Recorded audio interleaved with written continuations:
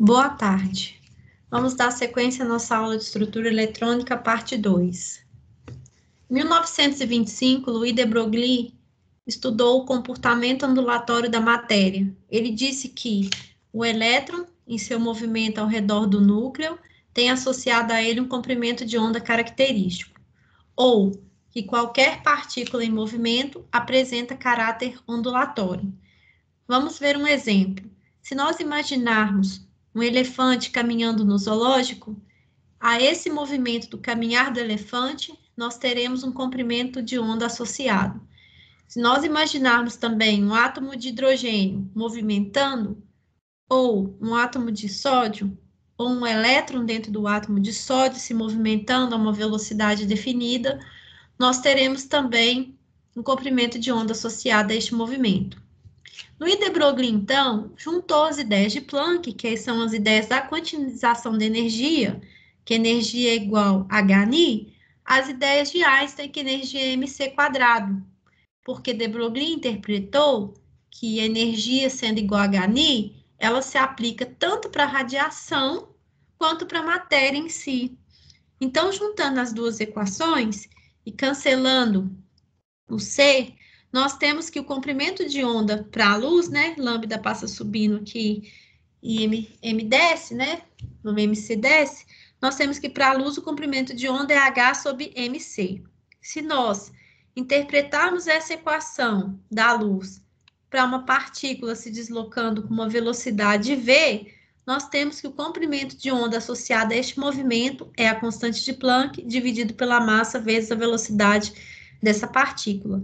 Isso é conhecido como equação de de Broglie.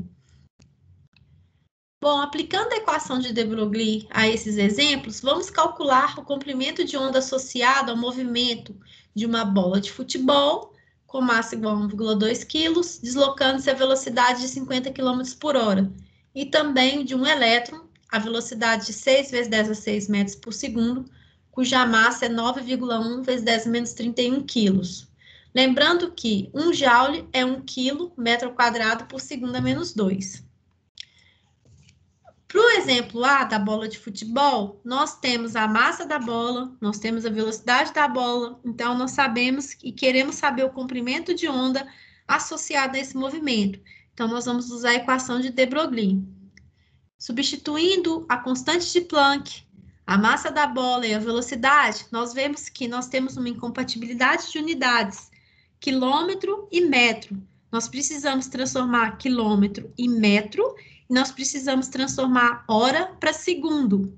Fazendo essas devidas transformações via análise dimensional, nós chegamos que o resultado desse comprimento de onda vai ser 4 vezes 10 a menos 35 metros, ou 4 vezes 10 a menos 26 nanômetros, que é um valor muito pequeno. Fazendo o mesmo para o elétron, na velocidade de 6 vezes 10 a 6 metros por segundo, nós observamos que esse comprimento de onda vai ser um valor grande. Observem que na expressão nós não precisamos fazer nenhum ajuste de unidades.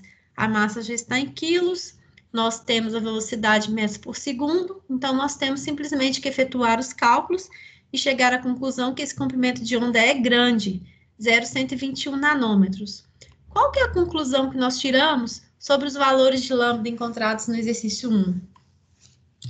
Que o comprimento de onda associado a um objeto grande em movimento é tão pequeno que está fora da faixa de qualquer observação possível. Só é possível observar propriedades ondulatórias em partículas extremamente pequenas, como os prótons, nêutrons e elétrons. É importante salientar que esse comprimento de onda está associado a um objeto grande em movimento. Bom,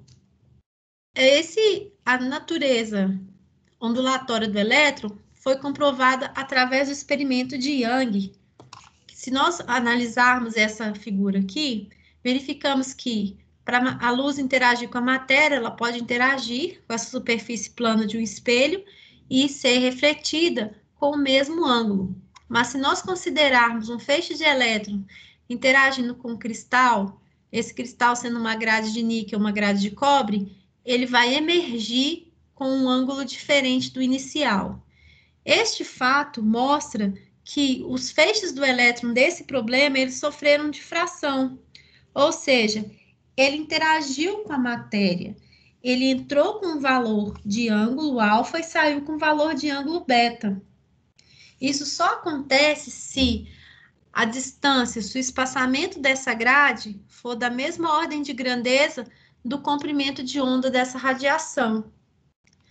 Então, só vai ocorrer a difração, como no caso da figura B, se o comprimento de onda da partícula for da mesma ordem de grandeza entre as partículas D que constituem a grade. Essa D é o espaçamento entre os núcleos daquela grade, se for de níquel, se for de cobre, a distância entre os núcleos dos átomos. Se o lambda for da mesma ordem de grandeza de D, ocorre a difração. E os elétrons sofreram difração, pois eles têm caráter ondulatório se o lambda é igual, aproximadamente igual a D. Se nós pegarmos uma grade de níquel de cobre, nós temos que o espaçamento 0,18, a distância entre os átomos nessa grade. E o elétron do problema, ele tem um comprimento de onda de 0,12. Logo, esse elétron do problema, ele sofre difração, porque ele consegue interagir com essa grade. Os dois têm aproximadamente a mesma ordem de grandeza. Já o comprimento de onda associado à bola de futebol é muito pequeno. Não existe nada na natureza que deixe passar um comprimento de onda daquela grandeza. Em 1926, Heisenberg enunciou o princípio da incerteza, que é impossível determinar de modo exato e simultâneo o movimento e a posição exata de um elétron com certo grau de certeza, ou é impossível determinar de modo exato e simultâneo o momento e a posição exata de uma partícula muito pequena, tal como um elétron.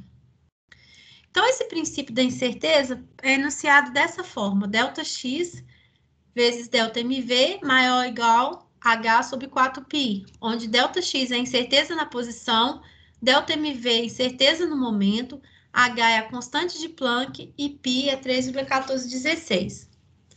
Vamos fazer um exemplo para entender melhor. Suponha que um elétron de massa igual a 9,11 vezes 10 a menos 31 quilos e velocidade 5 vezes 10 a 6 metros por segundo, movendo-se dentro do átomo de hidrogênio. Supondo que conhecemos a velocidade para uma incerteza de 1%, determine a incerteza na posição. Então, vamos lá. Sabemos que existe uma incerteza de 1% na velocidade. Então, essa incerteza é calculada aqui, 0,01 vezes 5 vezes 10 a 6 metros por segundo. O valor da velocidade corrigida vai ser 5 vezes 10 a 4 metros por segundo a menos 1. E determinamos a incerteza na posição, que é maior ou igual a constante de Planck, 4π delta mv. Substituímos os valores aqui na fórmula. Achamos que essa incerteza na posição é maior que 1 vezes 10 a menos 9. Se nós analisarmos com os dados reais que nós possuímos, se o diâmetro do átomo de hidrogênio é de 2 vezes 10 a menos 10 metros, a incerteza é muito maior do que o tamanho do átomo. Reparem, essa incerteza é 1 vezes 10 a menos 9 metros, ela é maior do que o átomo. Logo, é impossível determinar de modo exato e simultâneo a energia e a posição de uma partícula tão pequena quanto o elétron. Isso é o princípio da incerteza de Heisenberg. Em 1926, Schrödinger propôs uma equação para descrever o que os elétrons estão fazendo dentro dos átomos. E essa equação é chamada equação de onda.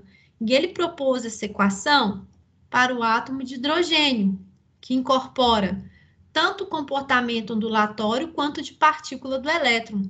Essa equação de onda é uma equação diferencial que apresenta várias soluções, e cada solução dela é denominada função de onda, e é representada pela letra grega psi.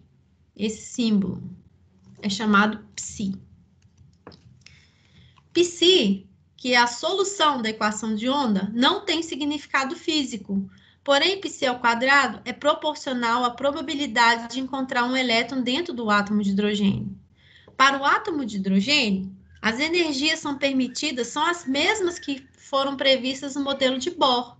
E aqui eu coloquei para vocês a equação de Schrödinger. Observem que é uma equação muito complexa, onde nós temos a derivada segunda de π em função de x quadrado, a derivada segunda em função de y quadrado, a derivada segunda de π em função de a derivada ao quadrado de z, mais 8π ao quadrado m dividido por H2, energia total menos energia potencial, π igual a zero. Da solução dessa equação de onda, nós obtemos os números quânticos N, L e ML. Nós vamos ver isso futuramente. Então, já falei que π não tem significado físico, π ao quadrado possui significado físico e corresponde à probabilidade de encontrar o elétron no átomo de hidrogênio. π é uma função contínua e π só pode ter um valor em cada ponto. A solução dessa equação de onda produz um conjunto de funções e energias correspondentes denominadas orbitais, que são as regiões do espaço onde são mais prováveis de se encontrar o elétron. E cada orbital descreve uma distribuição específica de densidade eletrônica no espaço, como determina a probabilidade da densidade. Ou seja, cada orbital tem uma forma diferente, como nós vamos ver na próxima aula. E cada orbital ele tem também energias e formas bem características. Então, para exemplificar a solução dessa equação de onda, eu coloquei aqui a solução apenas para o orbital 1s do átomo de hidrogênio. π de 1s vai ser igual a E menos BR. Vocês vão ver que a solução dessa equação é uma função, é um gráfico. A e B são constantes. Aqui estão os valores de A e B, onde esse A0 é o raio de Bohr, que é 0,529 angstroms. Nós temos também o exponencial e nós temos o R, que é a distância do elétron ao núcleo. Na próxima aula, nós vamos ver os resultados, os desenhos de alguns gráficos que correspondem às soluções da equação de onda para o átomo de hidrogênio. Bons estudos e até a próxima aula!